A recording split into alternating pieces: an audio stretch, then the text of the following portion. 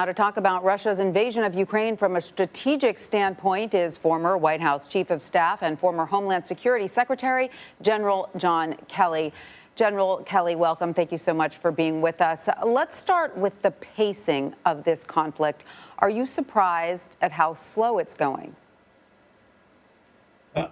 Not, frankly, not really. I mean, the Russian army has got a lot of strengths.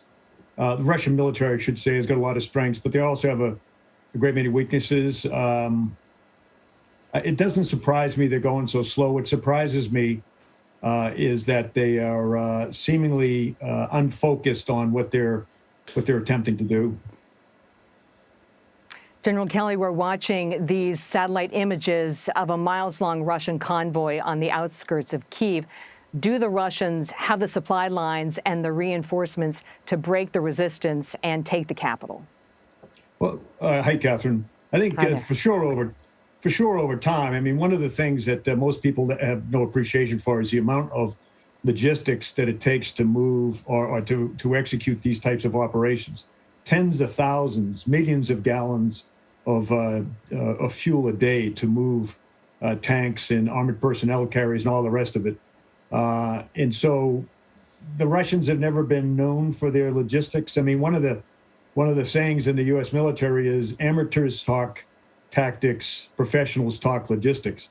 At the end of the day, the people that win the fight, and I'll give them all the credit in the world, tend to be the logisticians. If they can't push fuel, ammunition, medical care, that kind of thing, then the fighters on the front lines are going nowhere.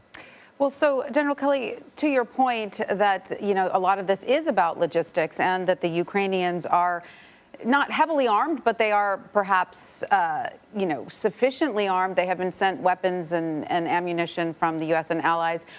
Would they be able to mount a real defense if the U.S. and European allies could, as the Ukrainian president has been repeatedly asking for, somehow create a no-fly zone over Ukraine? They could certainly do that. I'm not plugged in completely every day, but I don't see the Russian Air Force doing an awful lot. It would seem to me that if this is an American operation, it would be very, very different.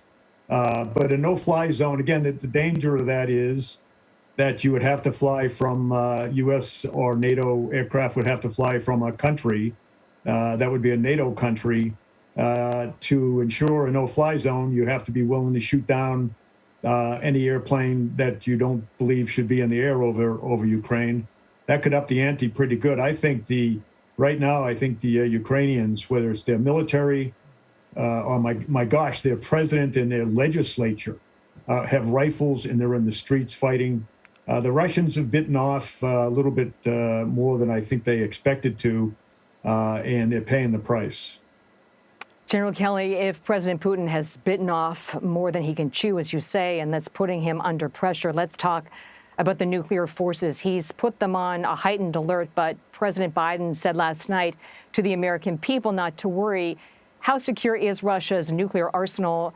And why is the president so confident we're not going to see some type of military conflict?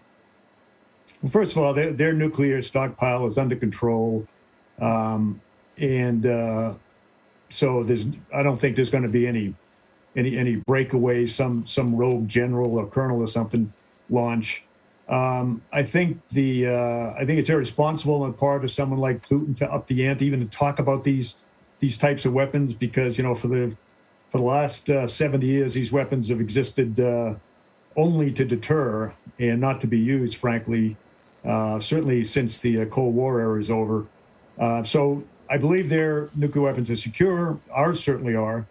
I think, though, that even talking about this is purposely adding fear to the equation. I think it's irresponsible. I can't imagine what he would even think about using a nuclear weapon for, because he has a whole range of very, very powerful weapons that he could use in Ukraine, and he's using a lot of them apparently.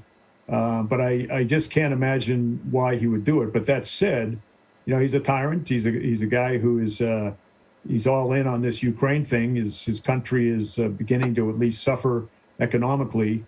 And as I say, their military, never known for expertise in small unit tactics, and very heavy reliance on firepower, they seem to be suffering at the hands of the Ukrainian military. But again, Ukrainian citizens who have just taken rifles and gone out there to defend their country.